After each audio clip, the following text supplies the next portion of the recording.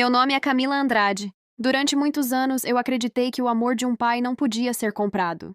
Eu estava completamente errada. Porque no dia em que meu pai entregou os 120,000 para minha irmã comprar uma casa, ele olhou para mim como se eu fosse uma estranha e disse apenas uma frase que destruiu tudo o que eu sentia por ele. Você já é adulta. Vá morar de aluguel em outro lugar. Naquele instante eu percebi. Eu nunca fui a filha favorita. Eu era apenas a filha que ele tolerava. O mais doloroso não foi ver minha irmã sorrindo com as chaves da casa nova nas mãos. Foi perceber que ninguém naquela sala achou aquilo injusto. Nem minha mãe, nem meus tios, nem meus primos. Todos sorriram. Como se aquilo fosse o mais natural do mundo. Enquanto eu tentava esconder as lágrimas, para ninguém perceber que meu coração tinha acabado de se partir. Naquela noite, saí da casa onde cresci carregando apenas 2 malas. Nenhum abraço. Nenhum pedido para eu ficar. Nenhuma ligação. Parecia que todos já esperavam que eu desaparecesse. Passei horas andando pelas ruas de Campinas sem saber para onde ir. Entrei no primeiro apartamento pequeno que encontrei para alugar. Era velho. As paredes tinham infiltrações. A janela não fechava direito. Quando chovia, a água entrava pela sala. Mas era o único lugar que eu podia pagar. Na primeira noite, sentei no chão porque ainda não tinha sofá. Olhei para o teto e chorei até não conseguir respirar. Ficava repetindo para mim mesma. Por que ela merece uma casa e eu nem mereço um lar? Durante dias, essa pergunta não saiu da minha cabeça. Mas então aconteceu algo que mudou completamente minha vida. Enquanto eu reclamava da injustiça, percebi que minha irmã havia recebido uma casa. Eu ainda tinha recebido algo muito mais valioso. Liberdade. Ninguém esperava nada de mim. Ninguém acreditava em mim. E pela primeira vez, eu também não precisava provar nada para ninguém. Na semana seguinte, comecei a trabalhar em 2 empregos. De manhã, atendia clientes em uma imobiliária. À noite, organizava documentos para uma empresa de contabilidade. Dormia 4 horas por dia. Muitas vezes jantava apenas pão com café. Cada centavo que sobrava ia para uma conta separada. Eu prometi a mim mesma. Nunca mais vou depender de ninguém. Enquanto isso, minha irmã postava fotos da casa nova todos os dias. Piscina, churrasco, móveis importados, viagens. Ela dizia para todos. Meu pai sempre cuidou de mim.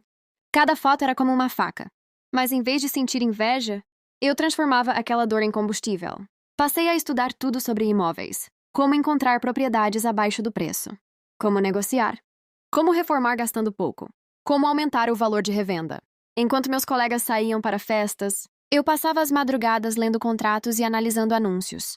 As pessoas riam de mim, diziam: Você acha mesmo que alguém pobre consegue comprar imóveis? Eu apenas sorria, porque ninguém conhecia o plano que estava nascendo dentro da minha cabeça.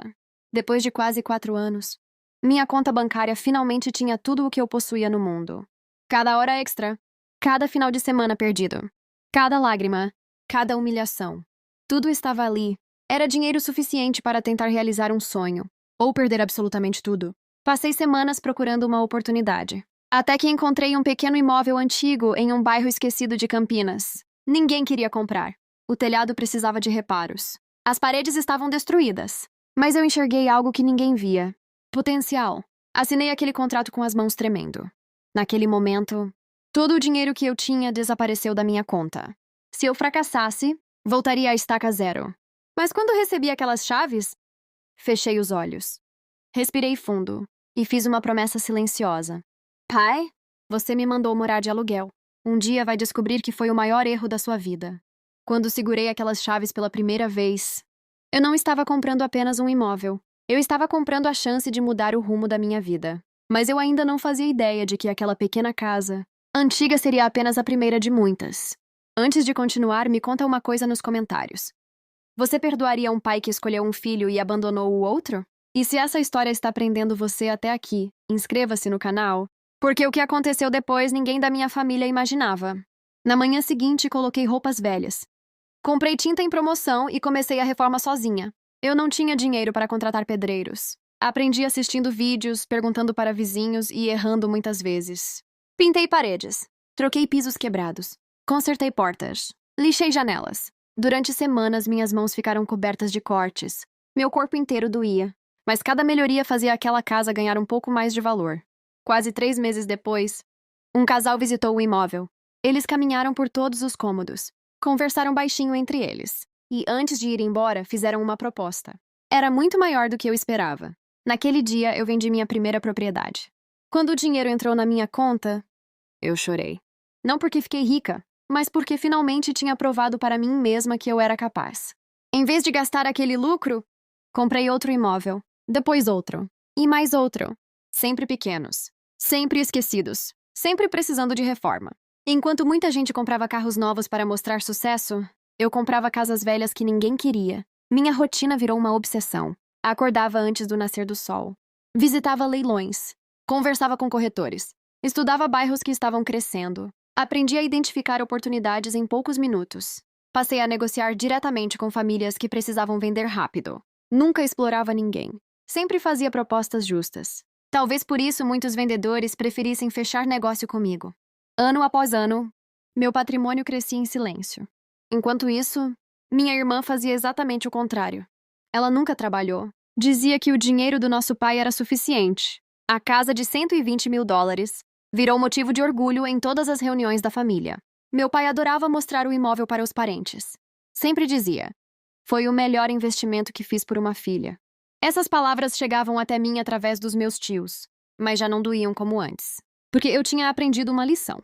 Quem precisa humilhar alguém para se sentir importante nunca será realmente grande. 5 anos depois, eu já administrava vários imóveis alugados em Campinas e cidades vizinhas. O aluguel de uma única semana era maior do que o meu antigo salário de um mês inteiro. Mesmo assim, continuei vivendo de forma simples. Dirigia um carro usado. Morava em um apartamento pequeno. Quase ninguém imaginava quanto patrimônio eu realmente tinha. Eu preferia o silêncio. O silêncio protege sonhos.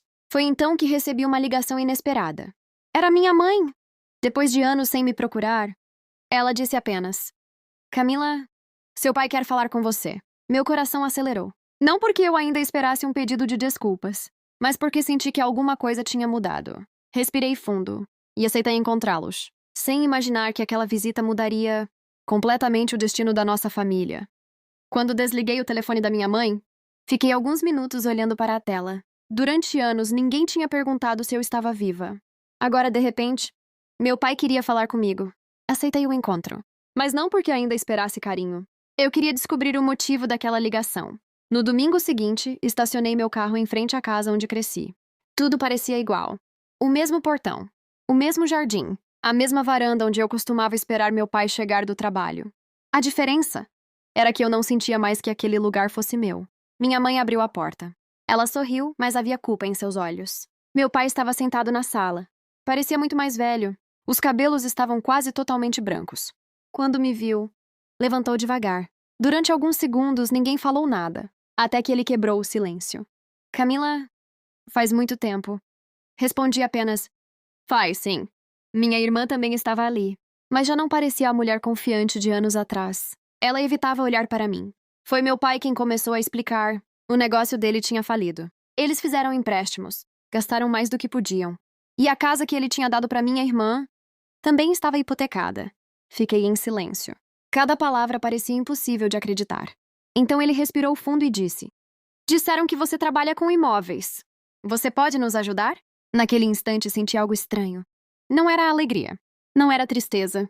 Era apenas a sensação de que a vida tinha dado uma volta completa. O homem que um dia disse: "Vá morar de aluguel em outro lugar." Agora precisava da filha que ele havia mandado embora. Minha irmã finalmente falou: "Camila, eu sei que você deve me odiar." Balancei a cabeça. "Não." Ela me olhou surpresa. "Eu não odeio você. Eu apenas parei de esperar alguma coisa de vocês." O silêncio tomou conta da sala. Minha mãe começou a chorar. Meu pai abaixou a cabeça. Pela primeira vez, parecia envergonhado. Ele então perguntou: "Você conseguiu comprar uma casa?" Sorri discretamente. Era exatamente essa pergunta que eu imaginei ouvir durante anos. Mas ainda não era o momento da resposta. Respirei fundo e perguntei: "Antes de responder, posso fazer uma pergunta?" Ele concordou. Olhei diretamente nos olhos dele. "Pai, se naquele dia você tivesse apenas dividido aquele dinheiro entre nós duas, sua vida teria sido diferente?" Ele não respondeu. Porque sabia que a resposta era sim. Se ele tivesse escolhido ser justo, talvez eu nunca tivesse ido embora.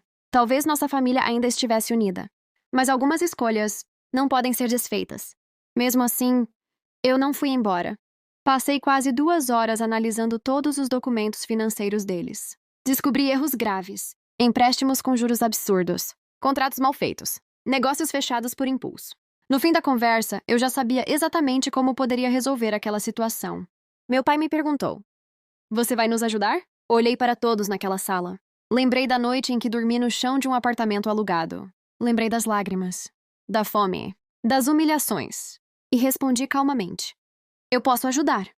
Mas primeiro, vocês precisam conhecer quem eu realmente me tornei." Naquele momento, peguei meu celular, abri um aplicativo e coloquei o telefone sobre a mesa.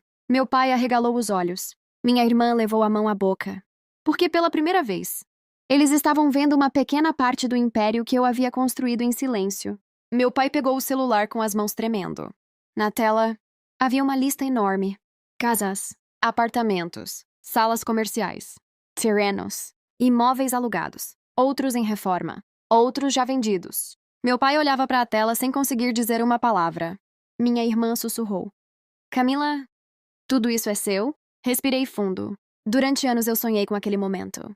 Mas quando ele finalmente chegou, percebi que o dinheiro nunca tinha sido a verdadeira vitória. A minha vitória era poder olhar para ele sem sentir raiva. Meu pai voltou a perguntar quase sem voz: "Então, você conseguiu comprar uma casa?" Sorri pela primeira vez naquela tarde. E respondi exatamente o que imaginei dizer durante tantos anos. "Qual delas?" O silêncio que tomou conta daquela sala foi maior do que qualquer discussão que já tivemos. Minha irmã começou a chorar. Minha mãe cobriu o rosto com as mãos. E meu pai apenas abaixou a cabeça. Depois de alguns minutos, ele disse: "Eu errei. Achei que estava ajudando quem mais precisava.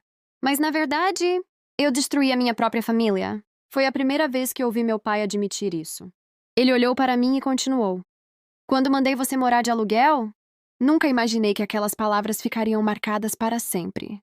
Respondi com calma: "Elas ficaram, mas também foram elas que mudaram a minha vida. Se você tivesse me dado aquela casa, talvez eu nunca tivesse aprendido a construir o que construí." Meu pai enxugou as lágrimas. Então perguntou: "Você pode nos salvar?" Olhei novamente para os documentos. Eu tinha dinheiro suficiente para pagar todas as dívidas deles naquele mesmo dia. Mas sabia que se simplesmente entregasse o dinheiro, nada mudaria. Por isso respondi: "Eu não vou pagar as dívidas de vocês." Minha irmã começou a chorar ainda mais. Meu pai fechou os olhos, mas continuei falando: "Eu não vou dar dinheiro, porque foi exatamente isso que destruiu nossa família. O que eu posso oferecer? É uma oportunidade." Expliquei meu plano.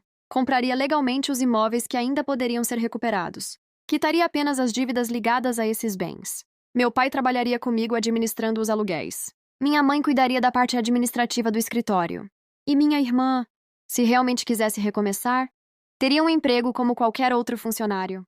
Sem privilégios, sem presentes, sem favoritismo. Ela me interrompeu: "Você está dizendo que eu vou trabalhar para você?" Olhei diretamente para ela. "Não. Você vai trabalhar comigo, mas vai conquistar cada passo sozinha." Pela primeira vez na vida, ela não respondeu. Apenas concordou com a cabeça. Alguns meses depois, as dívidas começaram a desaparecer. Meu pai mudou completamente. Ele tratava todos os funcionários com respeito. Nunca mais comparou um filho ao outro.